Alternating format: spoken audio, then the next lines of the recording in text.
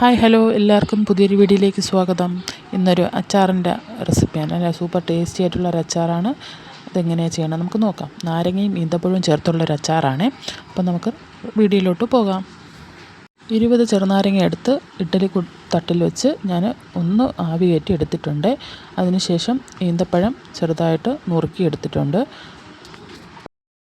Gas സ്റ്റോപ്പിലേക്ക് ഒരു ചീനിച്ചട്ടി വെച്ച് കൊടുക്കുന്നുണ്ട്. അത് ഒന്ന് ചൂടായി വരുമ്പോഴത്തേക്കും നമുക്ക് നല്ലെണ്ണയോ വെളിച്ചെണ്ണയോ സൺഫ്ലവർ ഓയിൽ ഏതെണ്ണ വേണം നമുക്ക് യൂസ് ചെയ്യാം. അതൊന്ന് ചൂടായി വരുന്ന സമയത്ത് കടുകും കറിവേപ്പിലയും ഇട്ട് ഒന്ന് പൊട്ടിക്കുന്നുണ്ട്. അതിനുശേഷം ഒരു 8-9 വെളുത്തുള്ളി ഇതുപോലെ നീളത്തിനരിഞ്ഞതും ഒരു 3 പച്ചമുളകും കൂടെ ഞാൻ ചെറുതായിട്ട് അരിഞ്ഞ് ഇതുപോലെ ഒന്ന് റോസ്റ്റ് ചെയ്തെടുക്കുന്നുണ്ട്. ഒരുപാട് റോസ്റ്റായി പോകണ്ട, ജസ്റ്റ് ഒന്ന് വാടിക്കെട്ടിയാൽ മതി. ഒന്ന് വാടിക്കെട്ടിയ ശേഷം ഞാൻ സ്റ്റൗ ഓഫ് ചെയ്യുന്നുണ്ട്. അതിനുശേഷം 2 ടേബിൾ സ്പൂൺ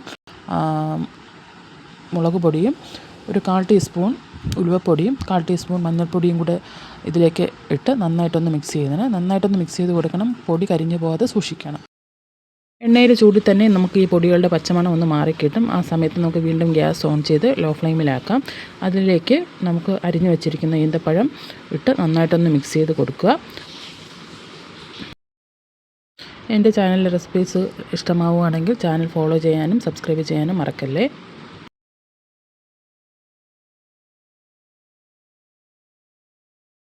ഈന്തപ്പഴം നന്നായിട്ടൊന്ന് മിക്സ് ചെയ്ത ശേഷം ഒരു 1/2 ഗ്ലാസ് ചെറു ചൂടുവെള്ളം നമുക്കിതിലേക്ക് ഒഴിച്ചു കൊടുക്കാമേ.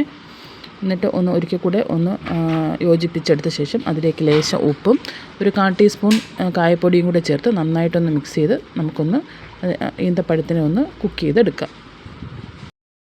ഈന്തപ്പഴം ഒന്ന് സോഫ്റ്റായി വരുന്ന സമയത്ത് നമുക്ക് ശർക്കര പൊടിയും കൂടെ ചേർത്ത് ഒരു 1-1.5 അടപ്പ് നമ്മുടെ വിനാഗിരിയും കൂടെ ചേർത്ത് നന്നായിട്ടൊന്ന് മിക്സ് ചെയ്ത് നമുക്കൊന്ന് ജസ്റ്റ് ഒന്ന് കുറുക്കിയെടുക്കാം.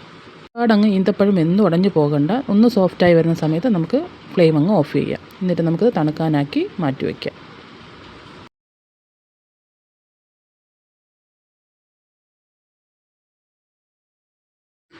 നന്നായിട്ട് തണുത്തതിന് ശേഷം ഞാനൊന്ന് മിക്സ് ചെയ്ത് നോക്കുന്നുണ്ട്. ഈ പരുവം തണുക്കുമ്പം കുറച്ചുകൂടെ ഒന്ന് കട്ടി പരുവത്തിലാകും.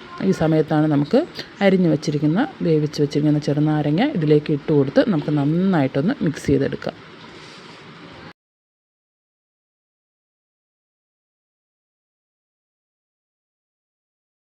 നന്നായി ഒന്ന് മിക്സ് ചെയ്ത് കൊടുക്കുക.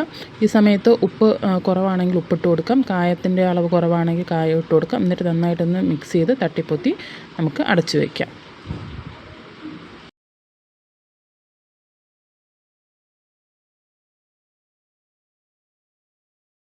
നാരങ്ങ ഈന്തപ്പഴം അച്ചാർ റെഡി ആയിട്ടുണ്ട്. എല്ലാവരും ഒന്ന് ട്രൈ ചെയ്ത് നോക്കണം. സൂപ്പർ ടേസ്റ്റാണ്. 1-2 ദിവസം നമുക്കിത് കുപ്പിയിലാക്കി സൂക്ഷിച്ച ശേഷം ഉപയോഗിക്കാവുന്നതാണ്. ഇത് നമുക്ക് നല്ല വൃത്തിയുള്ള ഗ്ലാസ് ജാറിൽ അടച്ച് വെച്ച് 2 ദിവസം കഴിഞ്ഞ് നമുക്ക് ഉപയോഗിക്കാവുന്നതാണ്. ഞാനിവിടെ വൃത്തിയുള്ള ഗ്ലാസ് ജാറിലേക്ക് മാറ്റുകയാണ്.